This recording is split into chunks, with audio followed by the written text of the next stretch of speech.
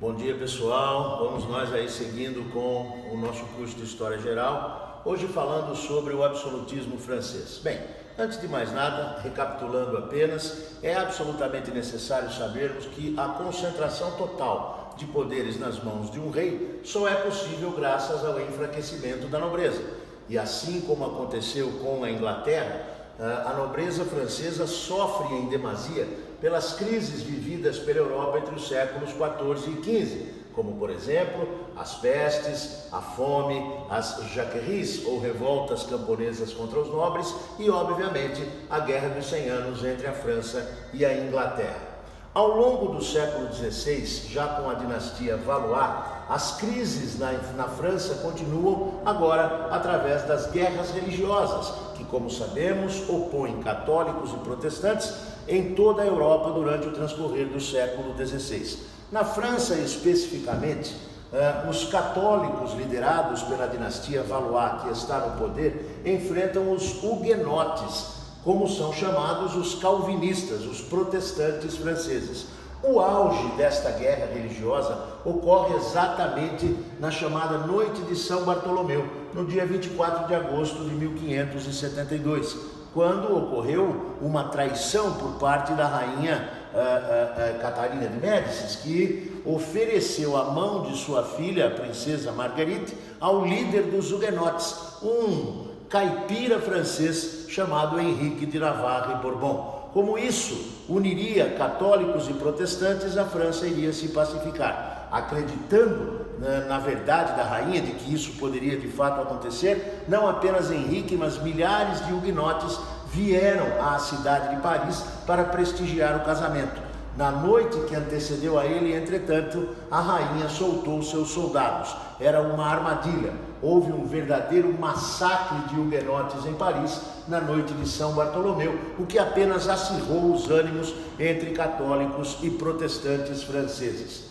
Ao final dos governos de Carlos IX e depois Carlos X, o trono francês vacou-se e então uma guerra envolvendo três famílias, conhecida como a Guerra dos Três Henriques, passa a se desenrolar. Três famílias cujos pretendentes ao trono chamavam-se Henrique de Guise, Henrique de Médicis e Henrique de Navarre e Bourbon. Esse último, líder dos huguenotes, portanto calvinistas protestantes franceses, sai-se vitorioso e inaugura aquela que será a mais importante das dinastias francesas desde os carolíngios na Alta Idade Média, a dinastia Bourbon. Henrique sobe ao trono com o título de Henrique IV e, não podendo assumir o trono por ser um protestante, ele se converte ao catolicismo com a seguinte frase: Paris bem vale uma missa. Ou seja, se for para pacificar Paris,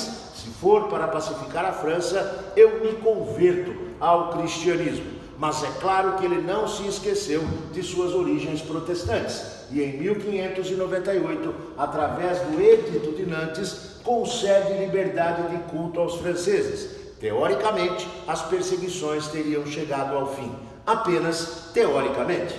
Sucedendo Henrique IV, inicia-se a famosa Era dos Luíses na França, com Luís XIII, cujo primeiro-ministro era o cardeal de Richelieu, um católico fervoroso e que mantém a perseguição aos huguenotes. Mais do que isso, Richelieu é extremamente ambicioso e, ao participar ou fazer a França participar da chamada Guerra dos 30 Anos, deixa muito claro que as motivações para estas perseguições são essencialmente políticas e não católicas, e não religiosas. Afinal de contas, veja só, a França vai aliar-se a protestantes europeus, como por exemplo a Holanda e outros países, contra a católica Espanha, católica, igual à França.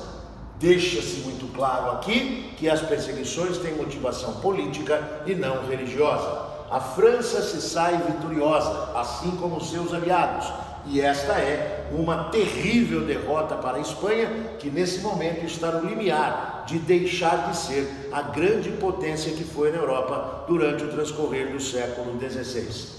Sobe ao trono, enfim, Luís XIV, o auge do absolutismo francês e mundial. Ele é conhecido como o Rei Sol, e a frase mais famosa de seu governo é exatamente esta: o Estado sou eu.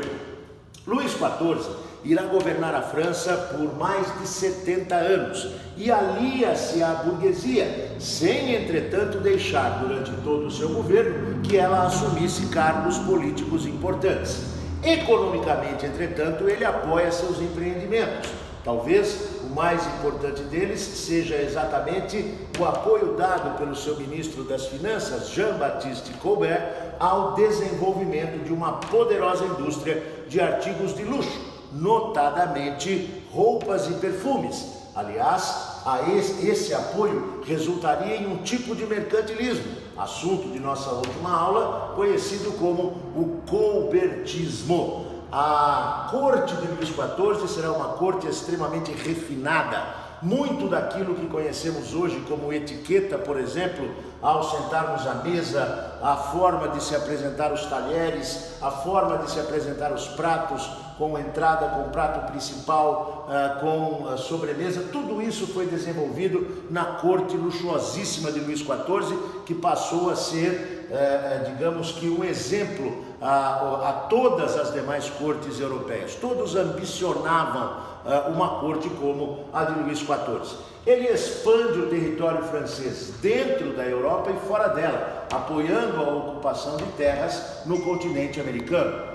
Construiu o gigantesco e maravilhoso Palácio de Versalhes, que passou a causar inveja em toda a nobreza europeia. Será exatamente a riqueza conseguida pelo governo de Luís XIV e a maravilhosa construção de Versalhes que garantirá a ele a domesticação da nobreza decadente, atraindo-a às cortes, fazendo-a viver ao seu redor, oferecendo a elas cargos, pensões e salários, com o dinheiro conseguido através dos impostos, conseguidos por sua vez com a expansão dos negócios da burguesia.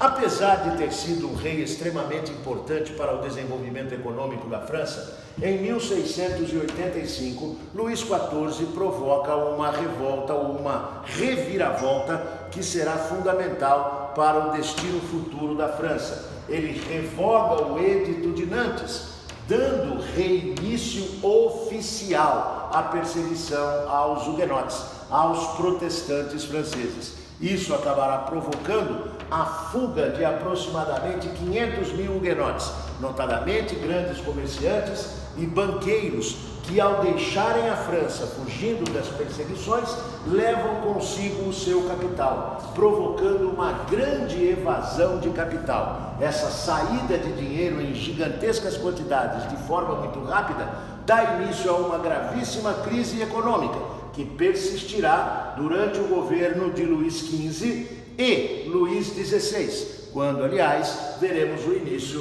da Revolução Francesa. É isso, pessoal. Bons estudos a todos. Qualquer problema é só nos procurar. Bom dia.